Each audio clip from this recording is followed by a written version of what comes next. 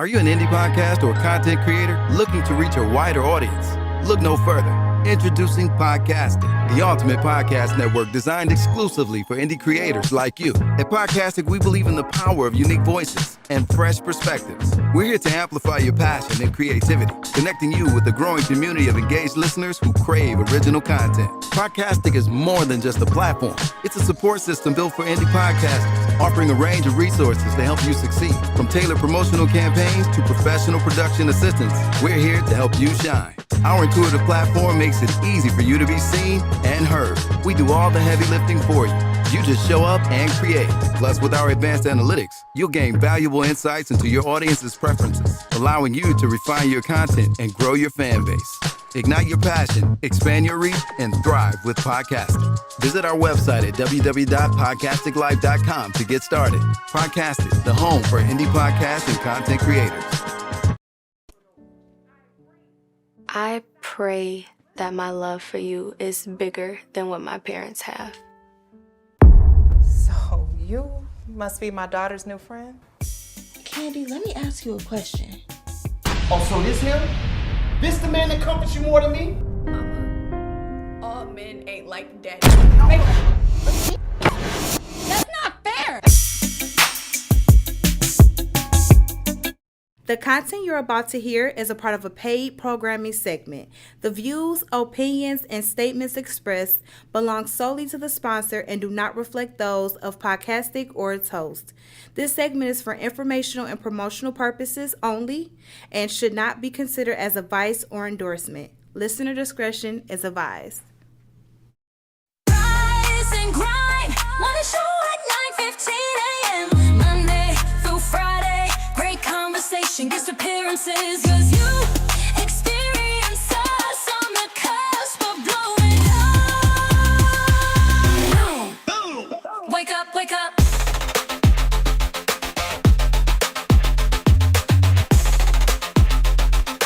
Rise and grind, morning show. Yep, welcome to the Rise and Grind Morning Show, y'all. We do this every Monday through Friday. Whenever we start, whenever we end, but we with y'all all the way to the end. My name is MD, a.k.a. Miles Dixon, a.k.a. Chocolate Thunder 313 on my OnlyFans page. For real. When you get a chance, go to onlyfans.com/Chocolate Thunder 313. Help us all. What you say? Help us all. This is a professional setting. You just have to always bring in the Chocolate Thunder. He just can't leave the past in the past. But it's not the past. It was just last week when I did my photo shoot. Listen, anyway, so we can't stand them, but we gotta love them. Shout out to my secret photographer. I hope they had good lighting. Huh? I hope they had good lighting. You don't need no good lighting with coconut oil and a nice and one light.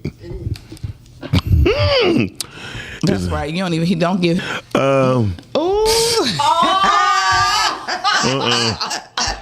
This is the house of the Lord, okay? I used to have an Android. I think, until you came into the house of the Lord and you learned that you must have an iPhone. No, I kept going to different things, meetings and stuff, and everybody was like, okay, I sent it, and I'm like, huh? Can I airdrop it? And then I get home, and I'll be like, I don't have it. She'd be like, oh, you don't have an iPhone, do you? I'll be like, damn. So that's how I ended up getting an iPhone. Shout out to everybody who's taking care of themselves and doing my best to try to take better care of myself. But unfortunately, I'm going through a gout attack, and my drug dealer has not given me no drugs lately. So, well, if you would have let cut down that volume, sweetie. If you would have let other people in your family know, I'd have brought you some tart cherry juice. No, how about this? Because it does work. It don't work for me at all. It never did. Because I need drugs. That pain. He like flat out. Flat out, I'm a druggie. Hey, listen, ladies and gentlemen, one only the beautiful voice that you're hearing.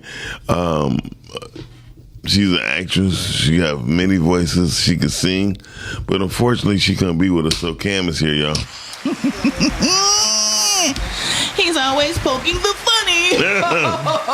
Did you know that Miles is going to do stand-up comedy as well? Oh, yeah, June. I think I'm going to do it June 5th, matter of fact. June 5th, and I'm looking forward to that because I will be in the audience with tomatoes and eggs. Good, I can to throw find. them. Good, And I am a good aim. Good, you bring the tomatoes and eggs. I got the beef, and we can make beef bacon. Anyway, so can't stand it can be a BLT live and direct. So before we introduce, we got a guest in today, and I'm acting up. I'm sorry. They didn't warn me we was can't having a help it. guest today. I don't care. I don't care. He's always going to be himself. Thank you. That's why I got pissed off when this woman, this broad. I could call her a broad now. She don't call me fake. I said fake. No. Fake? Me fake? He's consistent. If it was a picture of consistency, it would be Miles with a picture next to it. Thank you. Because he is consistent. As hell. I had to give him that. I told my daughter, Mama, you get that child support off of me, you're gonna be consistently getting what you've been getting. Okay. You know what that is? No. Nothing. My daughter said, Daddy, I need some shoes. I said, cool, let's go get some shoes. I said, whatever, don't you ask your mother for nothing. If you need anything, you call me. Call your daddy. Call your daddy. Don't call your grandma. Don't call your mama. You call your daddy. If you're gonna eat from a man, you better get it from me. And I'm gonna say that's what girls need. They need security, and boys too. But we need security from. No, I'm talking about for real, like a little Mexican. I looked. I said, "That's not my baby." Yeah, because you're and like, I'm Chocolate Thunder. She was like, I said, and she dark. So I was like, Can't I'm not. stay back. But she, my baby looked exactly how I looked, except for lighter when I was a baby. I had a side by side picture. Her hair full of head. I mean, head full of hair. A hair full of head. That sounds like a new pornographic movie. Anyway, so she I took a picture and they said, well, she darker. Look behind the ears and the back of the knee. Man, I went 2 days went past. I was like, this ain't my damn baby. And I said, I'm not about to sign this birth certificate. I'm not. Even though she looked just like you. She didn't. At the time, she did not. I got a picture. When you see, you be like, oh yeah. But I went to go get the DNA test. We had to wait 3 weeks or so to get a DNA test because it was backed up. Shout out to DNA test on Grand River. And I would have been like, when this is your baby, I'm slapping the mess out of you and you owe me a push present. Wait a minute. So she showed up with her wife, right? She showed up with her what? Her wife. So when she showed up, my best friend at the time was Melissa like, Ma, that lady is gramming the shit out of you. I said, I guess so. A whole baby just came out her wife. Anyway, so when it happened, and they called me, me and Melissa was together at the bar. We was at Lucky's. And she texted me a picture of the baby before she even got the phone call. That baby looked exactly like me. And I just like, Melissa like, Miles, that's your baby. I was like, yep. And then maybe 5 minutes later, the DNA place called and said, Miles Dixon? I said, yeah. You are the father. It shows that you are 99.9%. Okay, that's why guests aren't supposed to talk. Guests aren't supposed to talk till we give them permission. That is why she is a phenomenal, very strong woman. Who is she? And she is Mrs. She is Tamika Davis. Yeah. Phenomenal woman. Yes, she is. Hey, Tamika. Hey, Miss. You know, a woman is like so like. Mm-hmm. She got locks. Okay, that's all I got to say. Because when you have locks, you be on a whole nother level of self-awareness. Because I wanted some locks so bad, but I'm chicken. But I'm chicken. So how you doing, girlfriend? I'm good. How you doing this morning? It is so good to have you here this morning. It is so wonderful to be here. Thank you. And you're looking all lovely and stuff. She got her money in her hair and stuff. So you don't think I know. Yeah, there you go. I got that money. Yeah, there you go. So what's up, girlfriend? What you been up to? Lots and lots. Why don't you tell us? That looks great, Shanny. I'm sorry.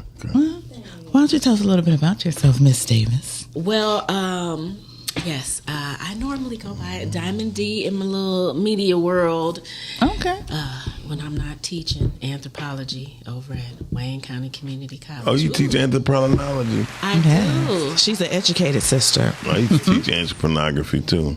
She said anthropology. Shut up. Oh, and for people who don't know what right. And for people who don't know what anthropology is, could you tell us what that is, please? Yes, it is the scientific study of humanity. covers a wide variety of ways in which we as humans express ourselves. So, question, because I have a big debate about this. Which culture you find more about exactly how they are when they're dealing with Caucasians, Arabics, and blacks? What was the question again? Right. You said what culture? So which one do you find is more difficult on how they operate? More difficult? Yes. No, you don't want to say? Okay. She like the people that employ people employ me. I like going to work. You're right. That's she said. She's very intelligent, so we know what that means. Yes. And saltine. Right. Crackers. Go ahead. I just like crackers. I find that every culture that's bullshit. has their unique nuances. Bullshit. We asked her a question. Let her answer. Ways in which they operate. Many times we might not understand because we don't understand what is important to each individual culture. So we have to reserve judgment. Well, I don't. I know that was a really great answer. That was a very political answer. No, it is because when it comes to cultures, you can't. It's like. Every culture has a hero and every culture has an asshole. And then there's the people in between. So you just have to judge people really not by their culture, but on a case-by-case basis as individuals. Well, that sounds cute if you're in the 8th grade. But I'm going to tell you like this. The truth of the matter is white people are the first niggas, okay? Let's put it out there. White folks is the first niggas. Blacks is the second niggas, and Chaldeans is the worst niggas. And nigga means nigga means ignorant. So the truth, I really find it difficult when I seen an old video. I mean, probably one of the old first videos ever made, like in the 1800s. I mean, early 1900s. He like, let me not do the country voice. He said, I never understood how white folks consider to be smart when they have us pick the cotton, right? Sell it to Jews. They make the clothes and sell it back to white folks. He said, I never understood that whole theory. The crazy part about history is that they never created anything. The only thing they really have done throughout history, which I have read in books and seen and has been proven over and over, is every time somebody invents something, they find a way to get paid off of it without paying the person who invented it. And it's like that's where patents came from. But that's where jobs come from. Because I mean, when you think about the average person, me and my friends get into all the time because I've been an entrepreneur. I never had a job. And so I used to say, man, if you're only getting like $18 an hour, but you say you got to actually inspect 50,000 pieces, they sell those pieces for $15. So you're inspecting something $15 times 50,000, right? Just do that number. Just do that math. Then you do it 5 times a week, and you only getting $18 an hour. 40 hours. So all I say, I said, bro, that don't even make sense. Doesn't even scratch the surface. And then he was like, no, you just saying that. I said, bro, I'm just being honest with you. Okay, so you are at WC3 teaching anthropology. So with that being said, you're the study of humanity? Humanity, with that being said, humanity, could you break down what humanity is to you? Sure. We as human beings, we tend to create culture based on meeting our needs. And our basic needs being, feeling safe, being able to have nutrition, family, reproducing, and having our bodies, being present in our bodies, right, and stimulation. So we create culture around all these different things, and through all these different things we express ourselves. So let's say birthdays, right? We create a whole culture around honoring the day that we come into the world, right? And different cultures will do different things to honor the birthdays, right? We have we have a super sad song that we sing every year.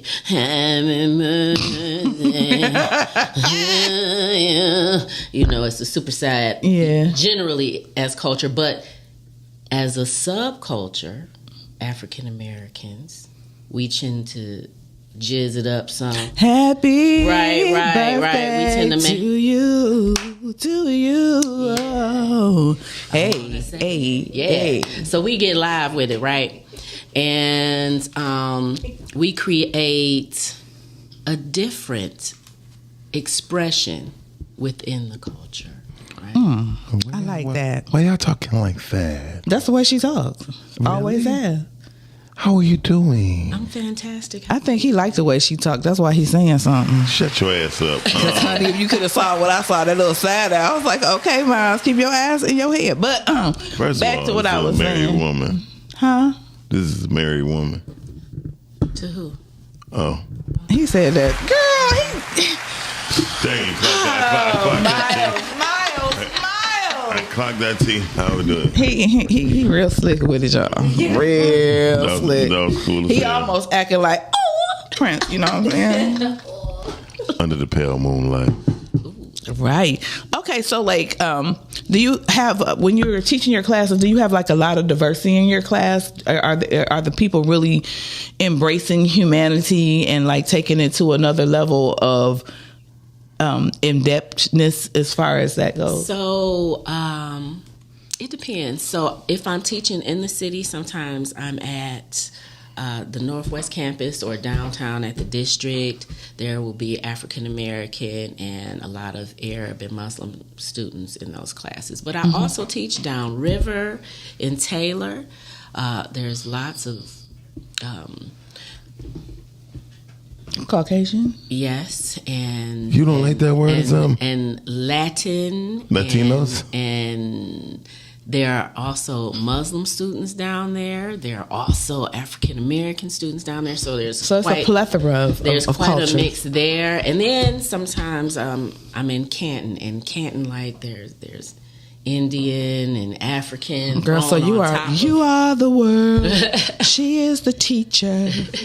So there's lots and lots of other diverse cultures to be able to teach to. And so I'm really excited about being able to be in front of those different cultures, to talk to all the students and really have us understand that we each as a person, we each have an individual culture. You have your own private culture, the things that you do just with yourself, you know, whether it's me and my crystals and candles and incense, or whether it's something you do with your pet. You know, you have your own individual culture, and then your house has your culture, and then the community that you live in has its own culture.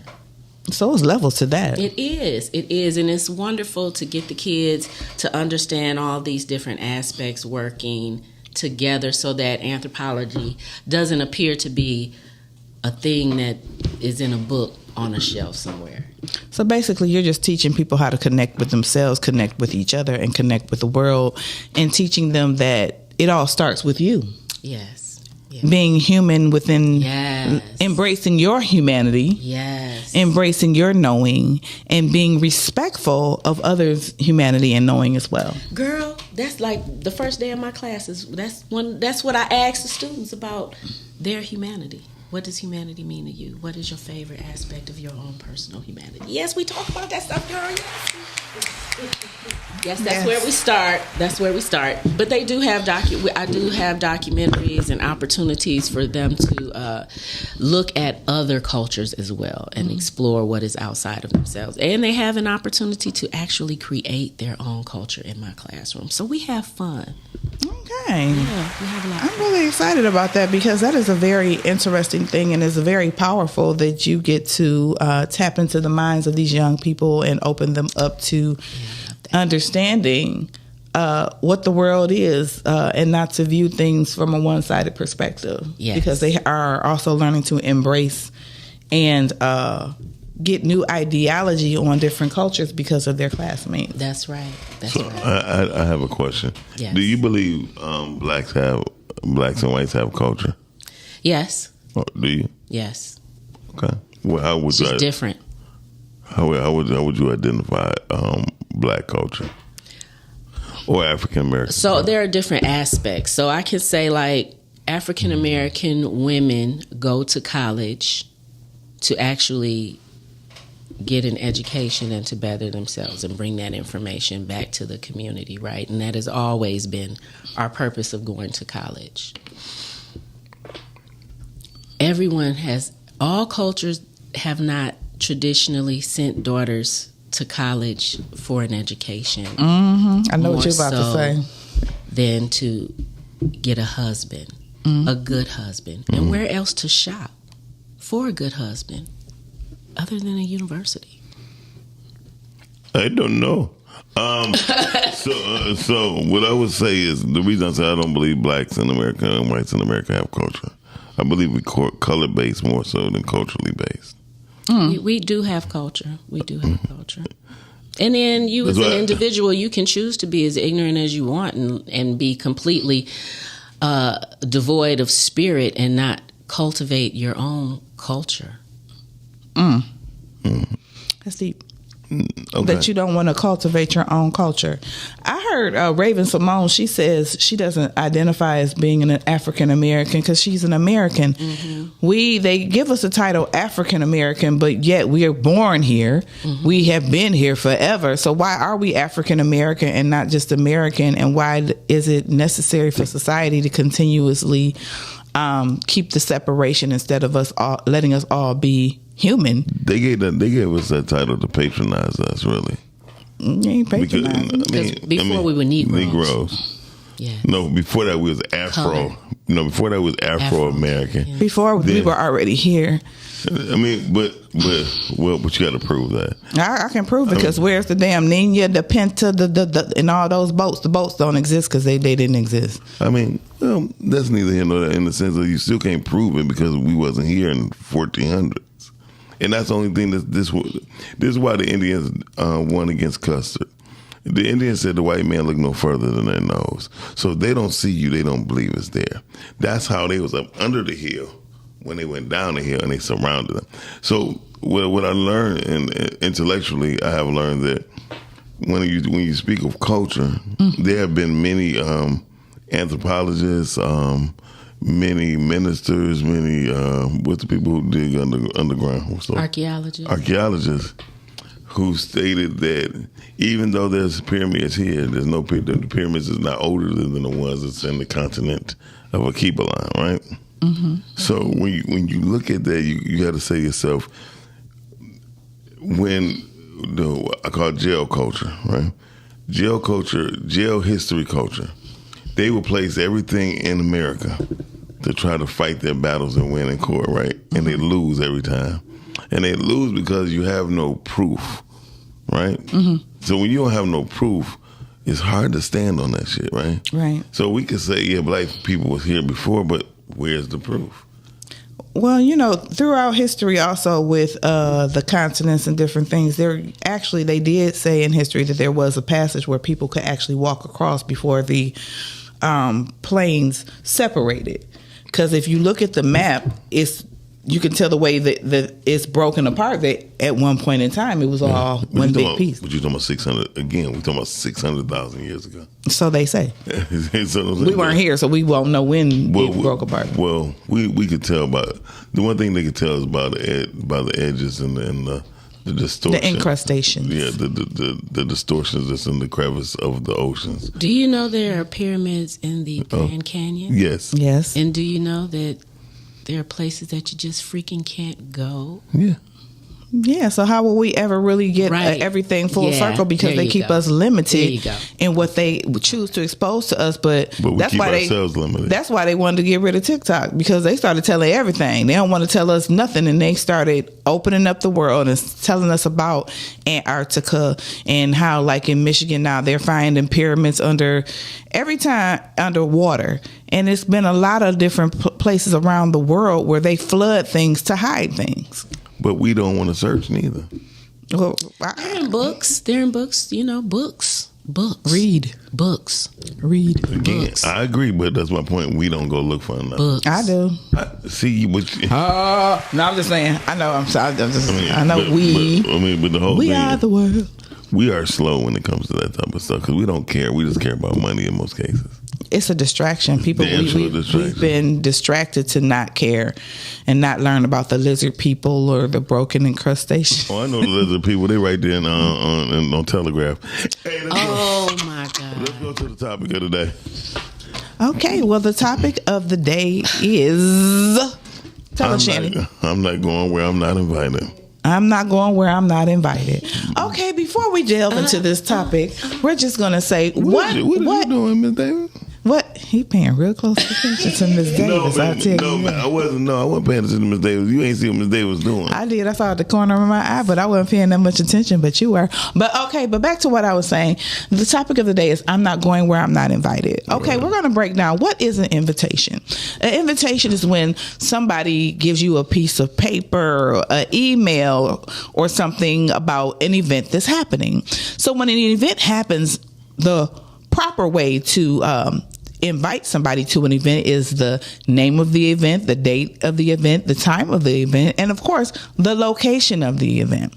So you need all of these things together to create a proper invitation. So when you are inviting someone somewhere, you will have all four of those key elements on an invitation, be it via email, be it via text, or be it via however, snail mail. Piece of paper. Yeah.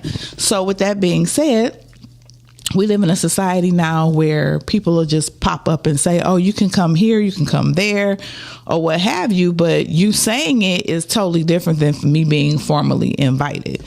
So you believe you need to be formally invited to things in order to go? Yeah.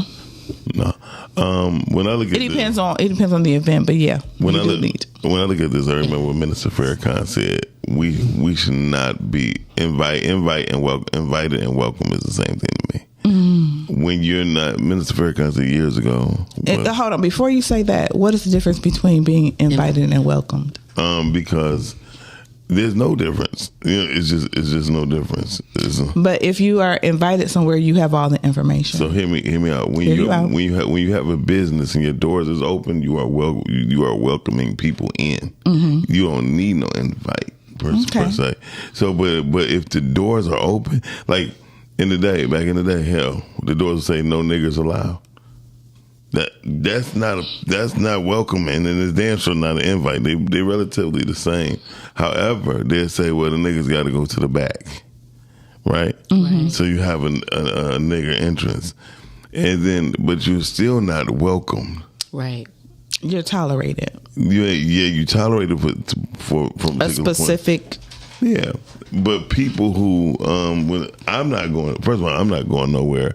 Nobody gonna tell me what's going on. Period. You feel me? Mm-hmm. If nobody tell me what Shannon tell, if you ain't letting me know what the hell I'm doing, I ain't going nowhere.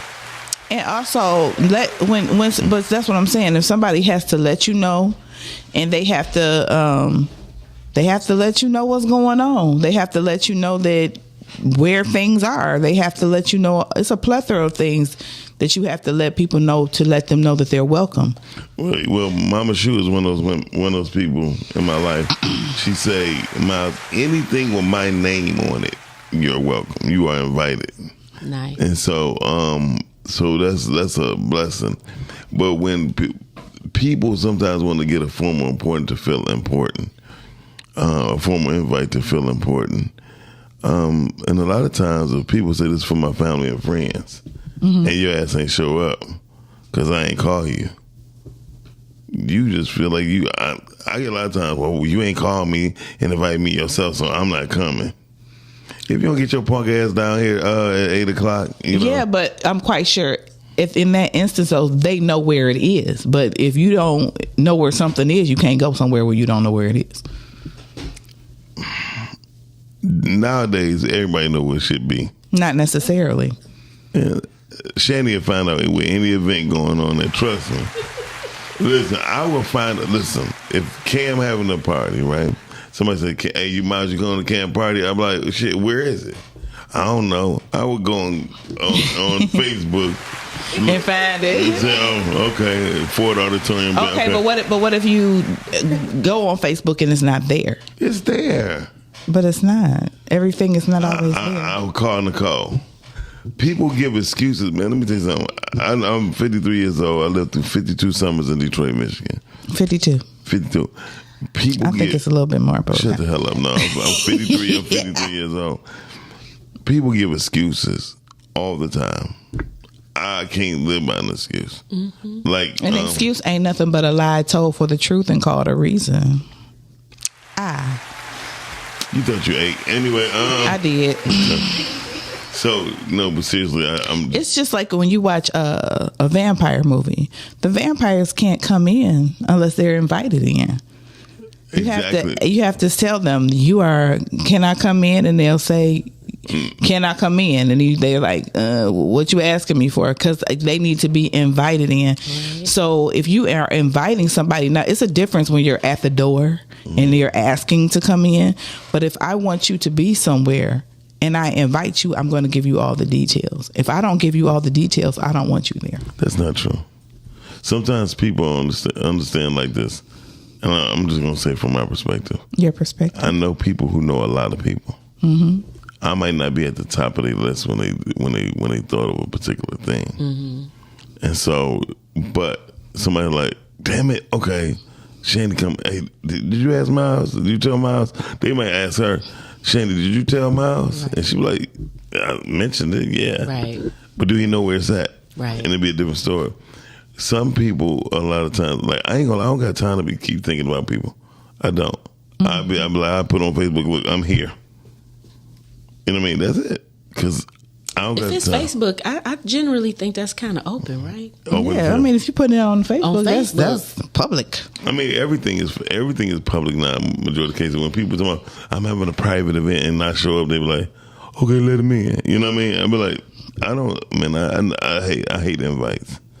When you invited me something, I think you set me up.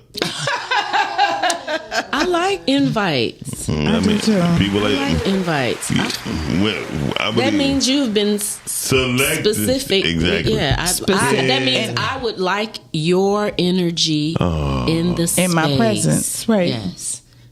Okay, that sounds good if you're in the 8th grade. But I would tell you like this. When it comes down to people with the energy space, that's cool. But it only take one bad apple to ruin all that shit. That's true. why you didn't get an invitation. No, right? That's why the invite. That's why it's specific. Right. No, when I'm in, first of all, if I'm in a room, the truth is there, and that's what people don't. That's why people in this industry that's why they don't invite me. Because when I step in the room, people know whoever he with. The atmosphere is going to shift. The atmosphere shift because I'm going to tell the truth. All that and that might be something that you don't want nobody to know, but you going to tell. I'm going to tell it because I'm not an ass kisser. That part. So all that old, my Minister Farrakhan said, I don't scratch it when I don't itch. I don't dance when I hear music. I'm the exact same way. People like, man, that was funny, wasn't it? No. No, not at all. So what do you feel about if I'm going to ask this to our guests? How do you feel like? What is a invitation to you that you would accept as far as somebody inviting you somewhere? What do you think that would be the key components for you to show up if you were invited that you would need if you were invited? It's hot as heck. Yeah, I just need date time, place, and purpose. Date time, place, purpose. And what? Purpose. Date time, place, and purpose. And what? Purpose. There you go. I keep trying. I tell people purpose is the most important thing for me. Mm-hmm. So, question. So, what invite you would not accept?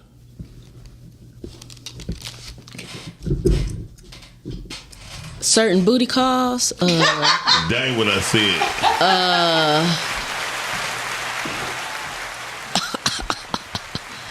Or sometimes. Yeah, get your composure back. Be Demir. Come on now. Demir. Sometimes I have been invited out by colleagues to have lunch or things of that sort, and it is to fish for information or spy. It isn't necessarily to genuinely have a conversation with me. Gotcha. I love those type of invites because they ask me look fickle when I leave. They be saying, right. I mean, and you ain't got nothing out of me, but the meal was great. Thank you. And I actually ordered Gentleman's Jack on that day. Right. I got a cocktail and everything. They're paying for it. Right. It's awesome. So the reason why I asked you, because by you being an anthropologist, I know that a lot of anthropologists will go out with everybody to see their behavioral patterns and then to analyze situations. That's what made me ask you that. Oh, now culturally, I go to a lot of, culturally, So who had the best weddings? Nigerians, Indians, black folks? Nigerians. Hands down. Half of my family is Nigerians, and it's nothing like that. It's something about that shoulder action, and it's just a joyous occasion. And when you go to a Nigerian wedding, everybody that is there is happy. Mm-hmm. Everybody that is there was invited. It's an event. It is a celebration of love. There's no bullcrap at Nigerian weddings. They are all there on one accord, and I think if it was an issue, they would beat your ass and drag you out. They don't play that when because it's all about family, and they really love each other. Now, I'm gonna say sometimes though, when people, and especially in our culture, have weddings, just regular black weddings, people be losing their mind. It's so many damn bridezillas. I've heard so many stories about people falling out with people about weddings, about the bridal showers, about all kinds of stuff because people just they get married and they think they are the most important thing on earth and they lose their mind. Somebody just texts me like, but an African wedding is about family. It is really about family. And I haven't been to a Nigerian wedding, girl, but I have been one. We have one. I'm gonna tell you, Sierra Leone, and you're right. In Africa, it's nothing like an. It is nothing like an African wedding, boy. And they start throwing that money because the procession when it first started, when they and the dresses, the outfits. Come on now, the color, beauty. I don't see why I'm putting up with this shit. Right? It is beautiful. Oh, I'm just keep going. Oh, y'all keep doing your show. You don't know what to do when he see a woman start getting a little bounce to her. He start thinking about his OnlyFans page. Just keep your hands on the table, Miles. Chocolate Thunder. I be thinking about my OnlyFans page like they need to subscribe. It's only $15.99 a month. Anyway, so I'm just saying. Anyway, y'all. But African weddings are beautiful, and I love weddings. I think weddings are a beautiful thing. I used to call them funerals. Why? Like, will you ever get married, Miles? More than likely, yes. Really? Yeah. He gonna wait till he get old and decrepit so somebody can take care of his ass. He gonna be one of the men that wanna what do you call it? A hospice wife. Baby, hand me the remote. The remote. Cut my toenail. Oh Lord. I'm sure on that. I can still bend my knees. So I can still bite my own toenails. Leave me alone. Oh gosh, that's disgusting. I'm just saying, let you know I'm not that. I walk slow because I got gout some days. But I was actually flexible. like joking. But, but if you need to explain yourself, go right ahead. We're saying give up that dark liquor. Oh. Ooh. Oh, but I like picklebacks too much. I love the fact I was doing some reading on some of the information that you sent me, and I was really struck with the Her project that you have going on. With the women that you're holding on Saturdays, as far Thank you so much. Yes, just women healing and getting in touch with themselves, and just can we talk a little bit about that? I would love to talk about that. So the Her series, it's in Heal, Elevate, and Reactivate Your Inner Child. It is a 6-week series that's taking place downtown Detroit at Thrive Detroit at 1842 Michigan Avenue. And it is a safe space for women to come, and we are having these wonderful conversations. We're going through self-love, self-care, self-acceptance, forgiveness, activation, and elevation. Those are things. And it says women only. So not if you identify, if you were born a woman. And it's not to be discriminative, but it is to be uplifting women because it's for women, by women, with women. And we need for the women to be in a safe place where they can feel free to speak their truths amongst their peers. So you mean to tell me a person... This particular group is cisgendered, but I've been approached to have another group for women that is So what is a cisgender? Cisgender is you are born a woman. Okay. That's what I... So this is open for if they're a man, they identify with a woman too? No, this like I said, this is if you're born a woman. But question is, how would you know the difference, especially now? Oh, she would know. Well, usually, and if the space is offered for transitional women to be in the space, I'm sure they would prefer to be in that space versus being in a space with cisgender women, as there are different issues. Well, you're the anthropologist. I'm just going to take your word for it. Yeah, because women have different issues than trans women. So I think trans women aren't talking about menopause. That won't be a conversation. They had conversations about menopause. No, they can't because they can never experience it. Sorry. I get that. Trust me. But that was a whole. What's that? What's Mr. Fruit Loop name? What the heck is a Fruit Loop? The light skinned guy who got the curly hair was talking to Candace Owens. I don't know, but whatever. We talking about what's going on in Detroit, and this event is for women only. No, but I was just saying, like, that's my whole thing. Like, do you know how to identify a man that's like? Can I just look many times? So, but it depends on the clothing that you wear. There's some very clear ways that you can tell. So women have an ilium, men and women have an ilium. However, on top of your ilium, the top of your hip bone, women have a little curve on the top of ours, which creates the curves for our hips. Men do not, in their bones, in their skeleton, they don't have that particular... What is it called? Ilium. Yes, it's... An ilium. Yes. Ilium. It's the little lip on it. I like the little lips that be on it. Okay. Right. No, I understand. And so their body structures are different. There are different things that you can look at. But if you know to look at certain things, and there are things that you can look at, the hands. But the group is for women only, and it is a healing space for women. And I think that it is so powerful that you are having this because there's so many women that need to deal with their childhood trauma, different things that we have gone through, and we need safe spaces because unfortunately in life we have been exposed to a lot of places that weren't so safe, that have caused us drama, trauma, and different things. So I think it's wonderful that the women can get together and talk about their issues and things that are going on, and connect with other women to incite healing. Yes. So we're having really candid conversations. If you'd like to get more information, please email info@House of Cadence. House of Cadence is HOUSEOFKADENCE.com. House of Cadence. info@houseofcadence.com, so you can register if you'd like to get more information about attending that. And the House of Cadence is one of my community partners in this work.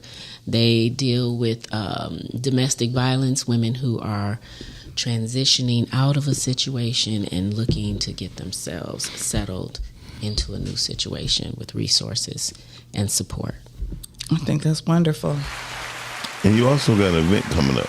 I do have an event coming up. Thank you so much for asking. And it's one of my favorite monologues.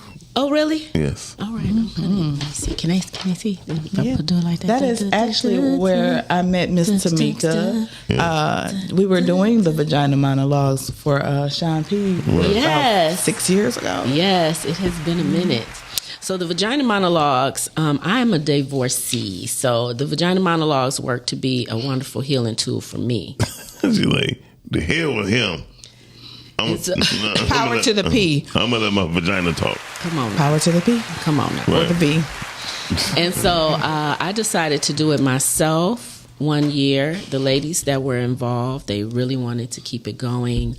And so we did. So I created a nonprofit, Project WOW, which is now doing a lot of different things with ladies. And one of the things that Project WOW is doing is putting on a play, Vagina Monologuing. It's just not the monologue. So back in the 80s, Eve Ensler, a psychologist, interviewed a lot of women and get this information about the stories around vaginas, the different things that women experience, good experiences, bad experiences, vaginas in war, vaginas who like other vaginas that don't like themselves, women who can't, aren't attached to their vaginas intimately, lots and lots of different stories, right? Molestation, lots of different stories.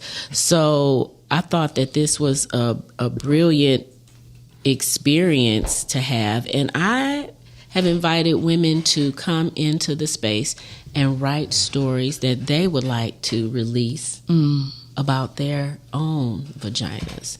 And so this I'm tired of vagina right here. Go ahead. So this particular production is going to be unique because it will mix some of the original monologues with some new original material from folks' experience. I think that's wonderful because, again, you are allowing people to be creative. I can just see how Her Healing Group could really benefit from this if they wanted to branch out and just express themselves and share some of their stories on a bigger platform, because a lot of times people are creative and they don't know how they're going to express themselves, but creativity and healing go hand in hand. Yes. So when you can express yourself and write a monologue and speak your, something that happened to you, speak your truth, that is healing within itself. So I think it's awesome how you are allowing this space to be utilized with these women. Thank you. So that they can express themselves. Thank you. Yes. Yeah. And then a week later, right after you have the vagina monologuing, I'm in a band. An event, yes. You have a viewing party. Yes. So I'm in a band called Erogenous. Okay, what's that about? Erogenous. Okay. All right.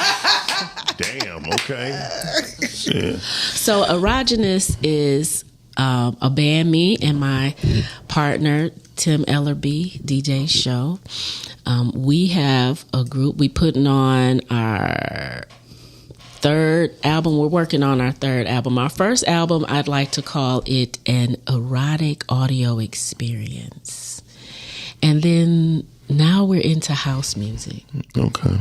And so what we're going to be doing is having a viewing party at the Matrix Theater on May 31st at 4 p.m. He's documenting the journey. Okay, gotcha. That we are on. Yeah. So the movie is more like a documentary. Yeah, that's what it is. And then we're going to break out some music and have some house music going on. To let people experience the project and the things that you're working on. Absolutely. We may even play something from the first album, the Encounters project. So is this for grown folks? Yeah, the Encounters project is available on all, streaming platforms, but it is for the grown and sexy. It is meant to put you in the bed and not to sleep. Okay then. She said it like it too. Ow. She said in the bed but not to sleep. Playtime. Yeah. Time to get the plastic under. Anyway, so listen, y'all. Yeah, shit. That's how you test it. We're about to go to the video right quick. Y'all watching the Rise of Grind Morning Show right here on podcasting. Don't forget to go to YouTube, hit the subscribe button. Subscribe. For some reason I couldn't get that shit out. Subscribe button. Yeah, you rarely get tongue tied, but it seems you're doing that a lot today. My tongue don't get tied. Maybe my wrist, but never my tongue. Thank you. I know. If I'm not invited, I won't go. If I'm not told, I won't ask. And if I'm invited late, I'm going to decline. Because if I'm not a part of the plan, I won't settle for being a convenience.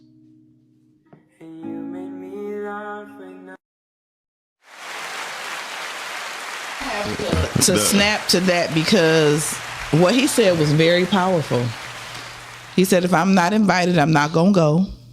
If I'm not asked, if I'm invited late, I'm going to decline. I'm going to decline. And if you're invited somewhere and you didn't get all the information, then you have to decline.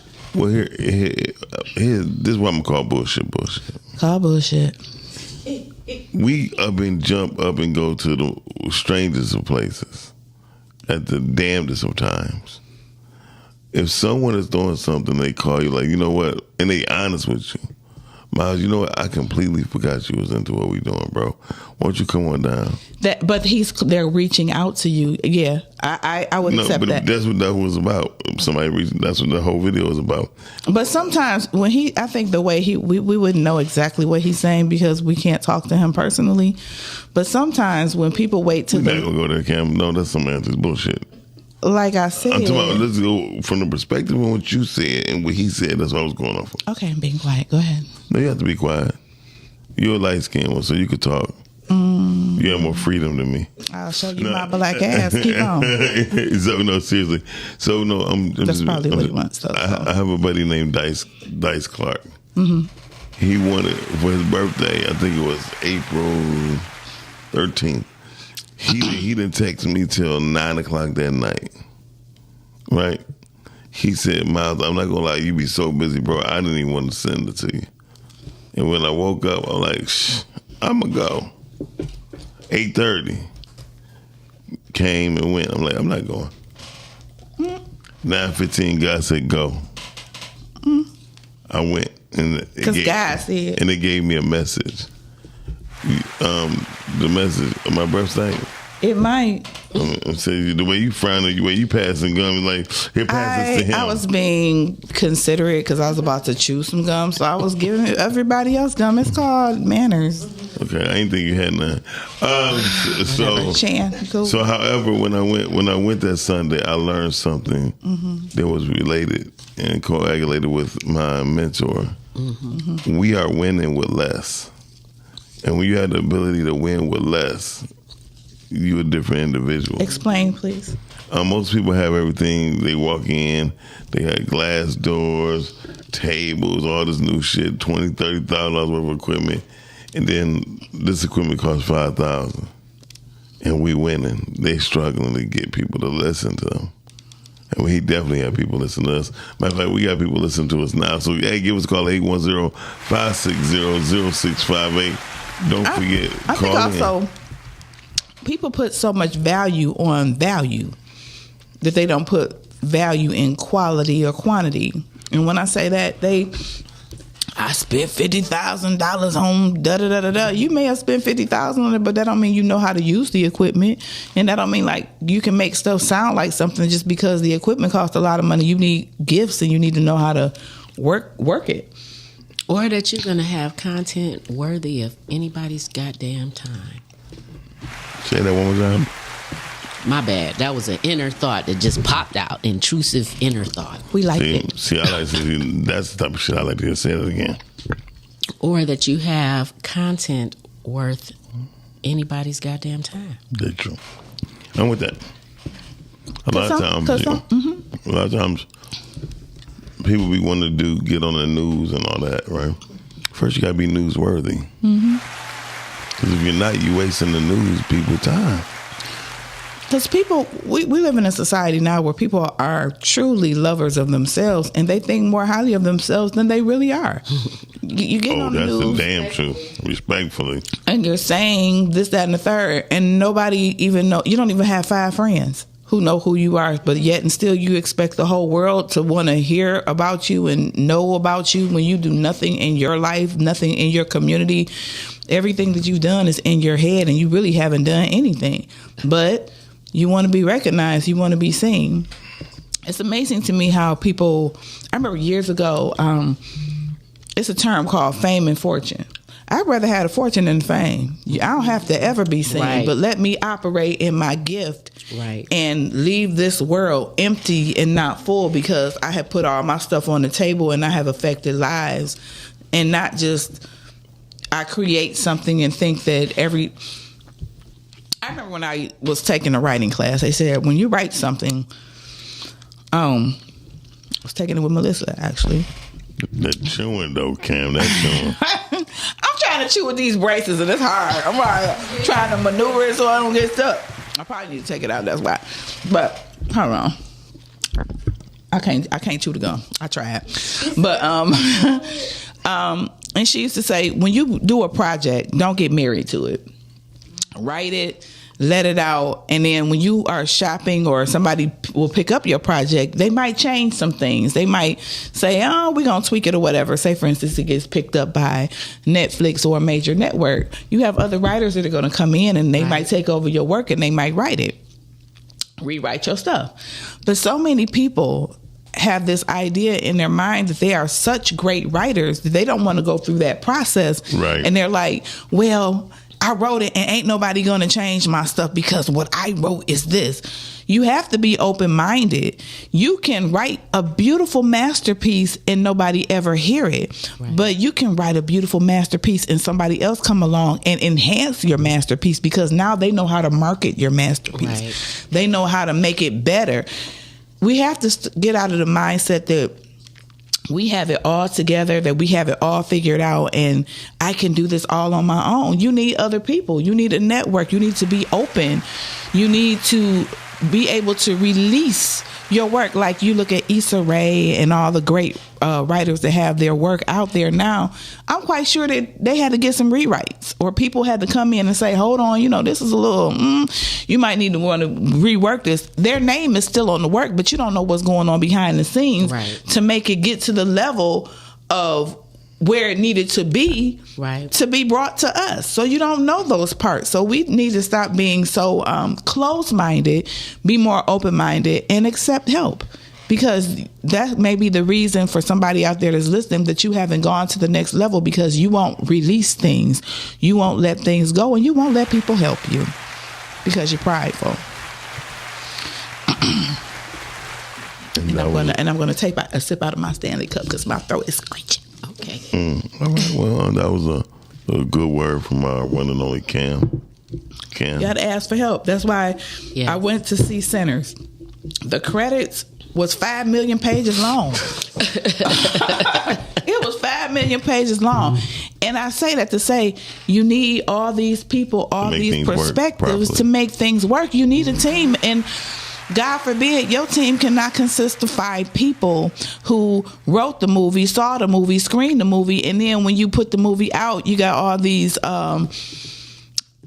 when people put out movies in Hollywood and stuff, they have a thing called viewing parties. Mm-hmm. And what a viewing party is they look at it, you have what do you call it? Groups. What do you call it? Focus groups. Focus groups. And this group looks at it, and they're this culture, and then you have this other focus group that's this culture. Then you have different people from different walks of life, like she's doing in her with her job, anthropology, where you are getting all these different perspectives. Right. So when you get different perspectives from all these different people, then they come together, they fill out a survey, you talk to them, and then you find out what they liked, what they didn't like, how you can improve upon it, blah, blah, blah. And then you might have to reshoot it.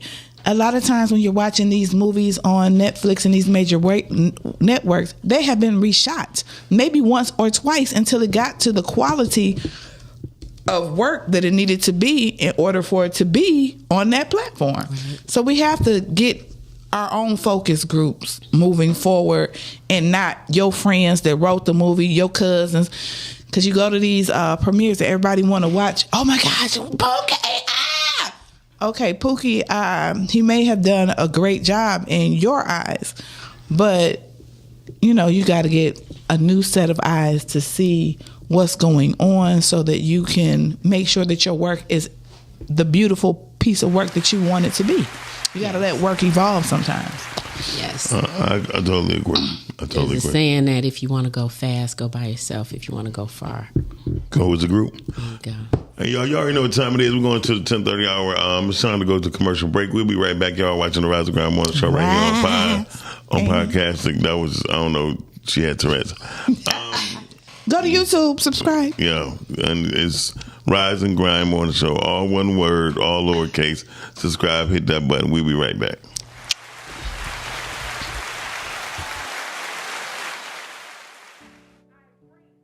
I pray that my love for you is bigger than what my parents have. So you must be my daughter's new friend? Candy, let me ask you a question. Oh, so this him? This the man that comforts you more than me? Mama, all men ain't like daddy. That's not fair. Are you an indie podcast or content creator looking to reach a wider audience? Look no further. Introducing Podcastic, the ultimate podcast network designed exclusively for indie creators like you. At Podcastic, we believe in the power of unique voices and fresh perspectives. We're here to amplify your passion and creativity, connecting you with the growing community of engaged listeners who crave original content. Podcastic is more than just a platform. It's a support system built for indie podcasters, offering a range of resources to help you succeed. From tailored promotional campaigns to professional production assistance, we're here to help you shine. Our intuitive platform makes it easy for you to be seen and heard. We do all the heavy lifting for you. You just show up and create. Plus, with our advanced analytics, you'll gain valuable insights into your audience's preferences, allowing you to refine your content and grow your fan base. Ignite your passion, expand your reach, and thrive with podcasting. Visit our website at www.podcasticlife.com to get started. Podcastic, the home for indie podcasts and content creators. Hey, real quick, I know you guys are enjoying the show. Yes, we are always having a good time on the Rise and Grind show. But please, do me a favor. Go to YouTube, type in Rise and Grind Morning Show. Hit that like button, subscribe, and turn on your notifications. Therefore, you can always be in tune with our live content and interact with us, be in the comments, and we can keep bringing dope, hot content to you. Now, we're going right back to the show. Whoa, whoa, whoa, whoa, oh, oh, oh. Okay.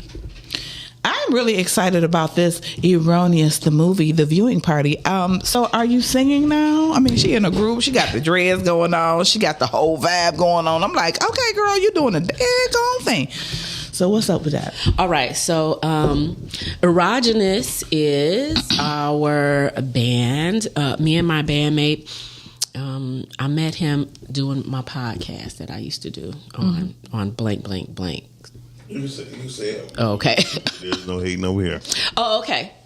On WJZZ. I used to have a podcast over there. Oh, with Juan Johnson and them? With Roger. Yeah. Mm-hmm. Yeah.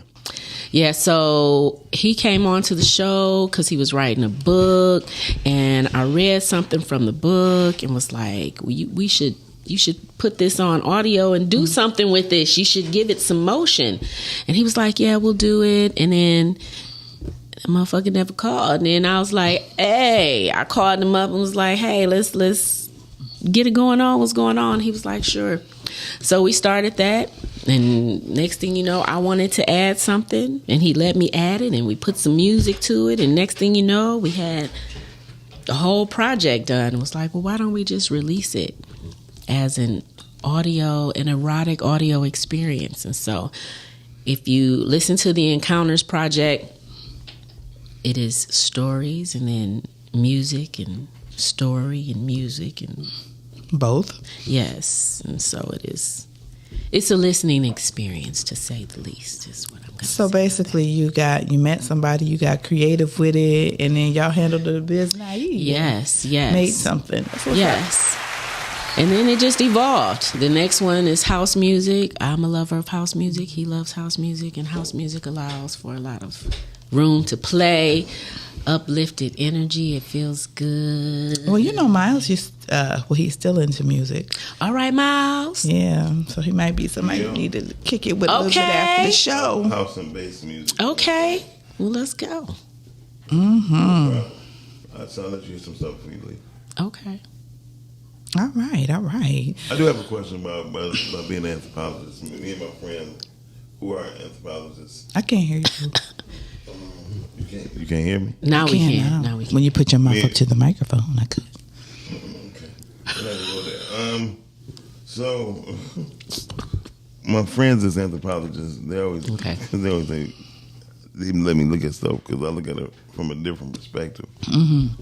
And when I asked you a question about being color-based or culturally based, my debate was always, with cultures, you have language that's universal to that culture. Not, I don't consider Ebonics a form of language. But it is. I hear you, but it's only to a certain amount of people. So hypothetically speaking, Swahili is not a real language. It's like a bastard language to Africa as English language is to us. However, they understand it. They frown upon it because it was created out of some BS. So when I look at African Americans, we don't have no particular food that we eat. We don't have a language. Collard greens. We don't have a universal way for us for health to think. We are the most obese race there is in America. So evidently we have poor eating habits. Feel me? We have the inflammation, like we born with inflammation. It's like it's crazy because our eating habits. Again, hip hop has more culture than black people have culture. And where did hip hop get born from? The Bronx. What culture? The Bronx. What culture? The groups of people was Latino and blacks. Okay. And Latinos are blacks. But when I say culture, though, it has its own. Hip hop is based off of originally 4 things. The stories, the experiences. No. What? We got a DJing, dancing, lyrics, and MCing. Okay, and the lyrics come from the stories of people's experiences, lived experiences now you going back there. in the day. I mean, I'm an anthropologist. I can't help but go there. That's where I live. We got a caller. It was our boy. It was crazy. We got a caller? We did. No, they hung up now. That's a guy we doing a prank call. He hung up. I'm glad he did. But so I'm just asking, like. So something what we're not gonna ever do is beat up on African Americans and African American culture when we were actually stripped away from our culture and have been indoctrinated and not educated about who it is and what it is that we come from. Totally agree. So what we have been able to hold on to, things like you said, collard greens, right? With okra, right? Chitterlings. Now, no, don't go there. While the master and the family had the great part of the pig, the ham, and all those delicious, wonderful parts, we got the scraps, right? And what did we do with the scraps? Created something. We created something absolutely that helped sustain us. And for years, it was a part of our culture in our black houses. Christmas, but it was still a part of our culture. It was a part of the survival culture that we created as a result of being stripped away from the yams, the okra, the beans, the lentils, the fufu, the things that we would have made in our native land. But the other thing, too, is we didn't have all this obesity and high blood pressure when it was our grandparents. My grandmother and them, her whole generation was fit and trim, and they was eating ham hocks and all this stuff. Lard. It's the food, the other things that people put into the processed food now that is making us bigger. It's not just the things that we have eaten off of we didn't get all Americanized. So here you have it, and you're right. But the thing was, I interjected wherever I say it's from slavery, right? Mm-hmm. The slave mentality is based on the reason why we accept the food that we eat right now, because we always want trying to prove a point. Like no matter what you throw at us, you know what I mean, we're gonna be all right, and that narrative has to change. It does. I get it because I don't really eat chitterlings. But now chitterlings are expensive and considered to be a delicacy. We can't even that's because again, the others said it would be a delicacy, and they made it. How in the hell chitlins cost $70?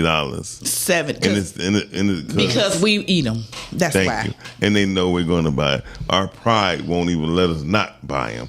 I can afford them. I'll get the chitlins. It's a whole bunch of people don't eat chitlins. A whole bunch of people be looking crazy. The young people, my kids, and all. Oh God, they be like, oh heck. But my point to you is that when you go to other places, they don't sell it. They don't. They know. Just like they don't sell fried chicken in the suburbs. You don't see no Popeyes chicken or nothing when you get past a certain.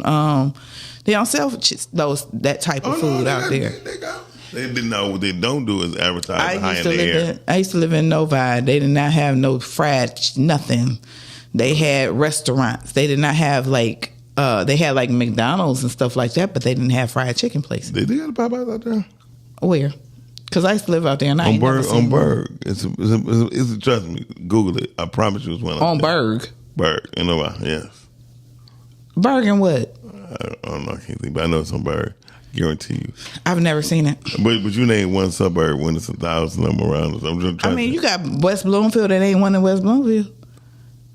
There's and if it is, it's very limited. Whereas here we got a whole bunch of them. Black people, white people eat. So I'm glad you said that. In school, speaking of anthropology, my friend who's anthropologist, she works at JFK Middle School.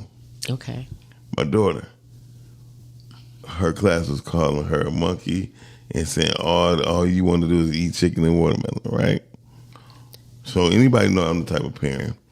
Her mama wanted to go up there and go ham. Okay. I didn't. Okay. But I did. That next week, I bought Kentucky Fried Chicken and watermelon. For the class and watched the whole class eat and watched water. all the white people eat that chicken and watermelon. Mm-hmm. And I had my daughter take pictures. There you go. So to show her that don't let people push their negative stuff on you. That's right. So projecting. And guess what?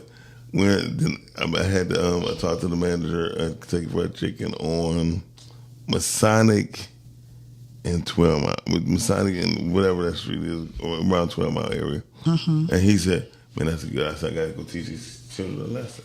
And they tore that chicken up. And I told my daughter, white people love chicken. The only reason why Colonel Sanders became famous was because of white folks. Black folks couldn't even buy Kentucky Fried Chicken when Kentucky Fried Chicken came out. So that's what most people didn't even know. So I showed her, and then I said, "Look at that." And didn't need to because Grandma fried chicken. I said, "Look how they." And it's better. Yeah, I said, "Look how they eating all that watermelon." She was taking pictures, and so when she went back to school this year, she posted all her favorite moments in school. And when I say they had a hissy fit, the band teacher was like, "Mr. Dixon, I like your style." So yeah, but my point was that white folks still eat more chicken than we do. And also, I love the fact that you just educated some people who are going to see this today and later on. Think smarter. Yes. You know, we always want to jump to ignorance, and I'm going to go up there and I'm going to go off or whatever. Oh, her mom was pissed. Sometimes you just need to take a step back and think. You don't have to react right in that moment all the time. Sit back and think of the best way to do it, because you didn't only use, you taught your daughter a valuable lesson on how to think and how to outsmart her opponents to a certain degree. So therefore, when she moves forward in life, she gonna think about stuff and say, how would my daddy handle this? Right. Most definitely. And that's a very important lesson. So your events that you got coming up, they're back to back. They are back to back. May 24th, again at the Matrix Theater, Vagina Monologuing, doors opening at 4 p.m. You can check out Eventbrite or follow me, honey. Follow me. Spell erogenous. Erogenous. EROGENOUS. One more time. ER. Right. Say it like that, girl. Erogenous. ERO. I don't know what this is, ladies and gentlemen. ENOU. Sound like a witch went there. Oh. Yeah. Erogenous, the movie. Erogenous. Viewing party. Yeah, viewing party. I can't go to Eventbrite. And is there a phone number they can contact you? Yes. They can text 248-752-8596. It's text 248-752-8596. Or projectwowworld.com. www.projectwildworld.org, Project Wild World on Instagram. I am Diamond D313 on Instagram, and Diamond D in other spaces. Diamond D313. And there's something else you got going on this week?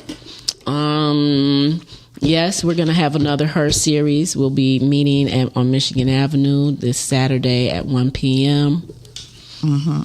Then Vagina Monologuing. Then we'll be Vagina Monologuing on the 24th. And then on the 31st, we will be doing a movie premiere and a little music party. A little razzmatazz. Have some fun. Have some fun. Have some fun. And so with that being said, with our topic of the day, which is I don't go where I'm not invited, I'm going to wrap that little piece of it up and say, don't.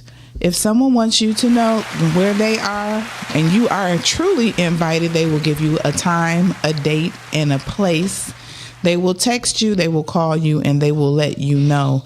And it's not your job to track anybody down, try to figure it out, none of that. Because if somebody wants you there, you're going to be there. And they're going to make sure you're there because you're important to them.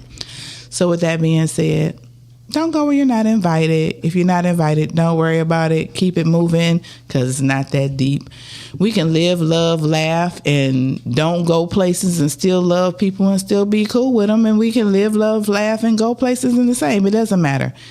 Give people grace. Let people be who they are.